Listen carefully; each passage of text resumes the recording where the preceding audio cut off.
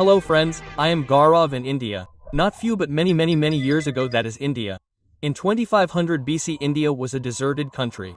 Deserted means none. 2000 BC it is still deserted. 1500 BC it is not so deserted. Oh, Indo-Aryans started coming to India in search of land. Indo-Aryans, what are these? Who? Why? Well, these are Indo-Aryans, our ancestors who were last living in Afghanistan. But then came crazy heavy drought issues in Afghanistan, due to which obviously everything collapsed and only one option was left. Let's move to India. Well, okay, welcome to India. Who is King Dong?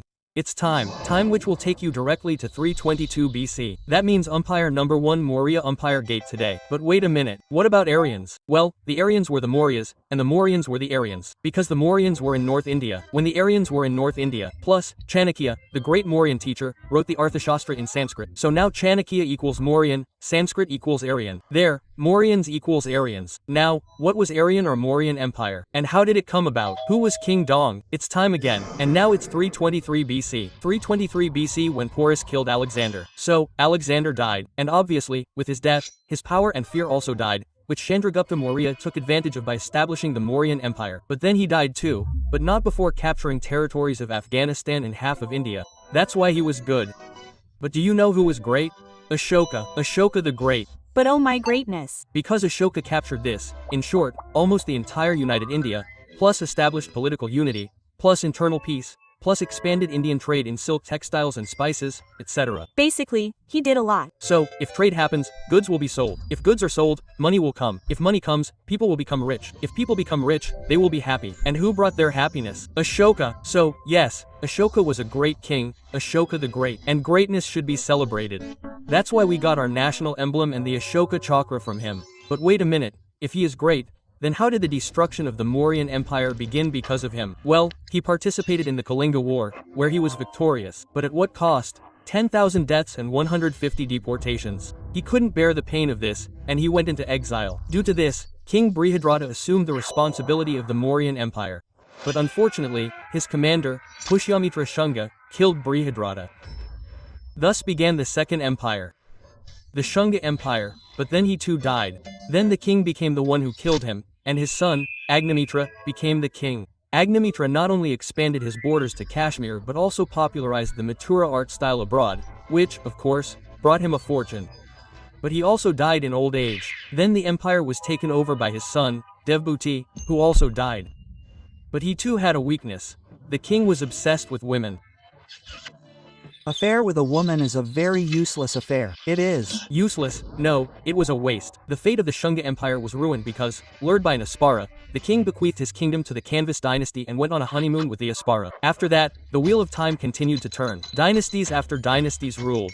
India's fortunes changed. And finally, after the destruction of 6 dynasties, it was the turn of our third empire, the Chola Empire, which ruled India for 15,000 years and became the longest ruling empire in the history of the world. But then, after conquering their territories, the Cholas became so preoccupied with creating Indian heritage sites like this, and that, so much so that they forgot to protect their captured territories, and when they lost sight of the situation, disaster struck. So, yes, the Pallava dynasty destroyed the Cholas.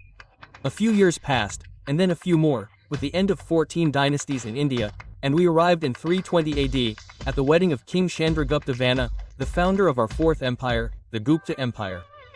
Don't ask about the story before that, no one knows. But long story short, the king also invited his queen Kumar Devi's father, Vasuravarma, to the wedding. You know, for Kanyadan and all. And he brought a ton for the king as a gift. The Akka kingdom of Pataliputra in West India. So what does that mean? It's the Gupta Empire's time. The Gupta Empire brought a scientific and educational revolution to India, you know, because of Kalidasa, Aryabhata, Varaha, Mihira, and Yayana, and all who broke and disrupted Sanskrit literature, mathematics, and so on. But their kings were no less powerful. Chandragupta expanded his Gupta Empire from Pataliputra to half of India, and then he himself spread across the land. After that, his son, Samudragupta, took over. Samudragupta, a Napoleon of India, is known for his skillful swordsmanship. He fought many wars and, while fighting, built numerous temples, multitasking, like this, and this. But then, alas, he grew tired of fighting and died a heroic death during a battle. All the Gupta kings after him turned out to be nothing more than tea, and the Hans dynasty crushed them. Without burping.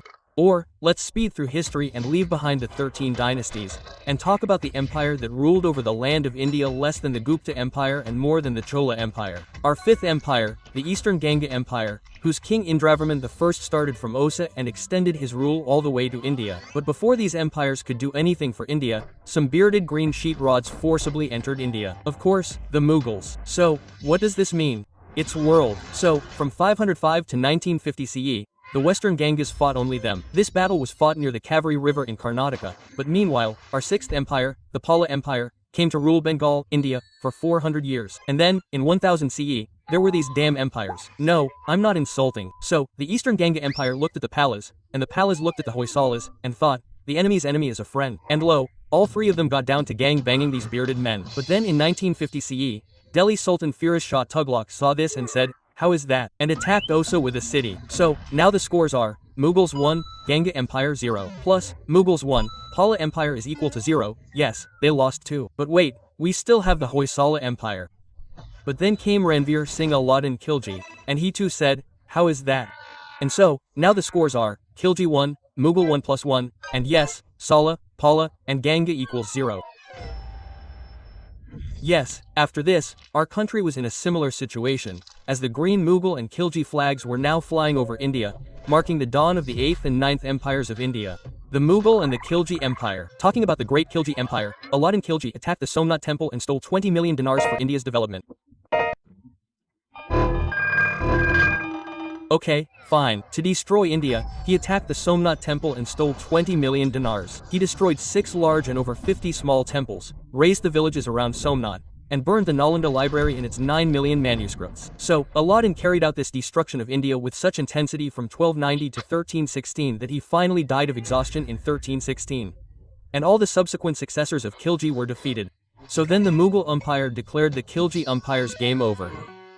But no, the game was still on, because even the Mughal Empire never inspired anyone. Babur became the king of India's throne after the first battle of Panipat, and from there the Mughals began their 300-year reign over us. So Babur's descendants were Humayun, Akbar, Jahangir, Shah Jahan, Alamgir, Aurangzeb, to name 18. And their contribution to India is the conversion from Hindu to Muslim. If they didn't convert, then there was the Zia system, and the Zamindari system, which was the heavy taxation of farmers for their own land. And yes, 2 inventions. Gunpowder, of course, otherwise, how would they intimidate Indians? And biryani, yes, yum. Now, after 300 years of Mughal rule in India, it seemed as if India had become completely green. Then suddenly, the saffron flag started fluttering in the sky again. Enter Maharaja Chhatrapati Shivaji Bhosale, son of Shahaji Maloji Bhosale, who, not much more than that, simply reshaped the map of our India and established the 10th empire, the Maratha Empire. Meaning, hi morons. We're British from Great Britain, greater than you. So we want to do business with you. Okay, welcome to India, meaning, in Lahore, present-day Pakistan, past-day Hindustan, war is raging. On one side is Maharaja Ranjit Singh, the Lion of Punjab from the 11th Empire, who is 17 years old, by the way. And on the other side is the Afghan Sikh Kebab, Zaman Shah Durrani, and the winner is 17-year-old Maharaja Ranjit Singh. So now everyone is lighting lamps of joy. Firecrackers are bursting. There's an atmosphere of happiness. But then suddenly, oh no, these British, who came to do business with us, have started strangling us. Now their blue poison has started spreading across India. Which means, what? Again, that's right, it's wartime. But this time, the war is all over India.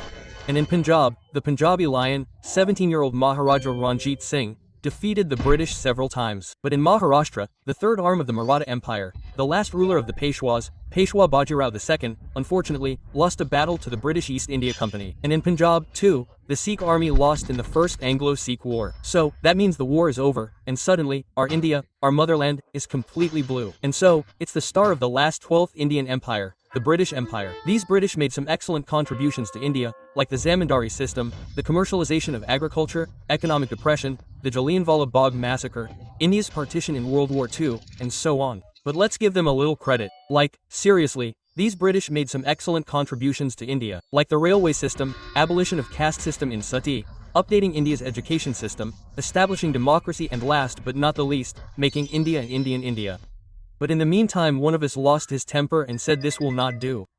Now I will fast till these white people leave this place.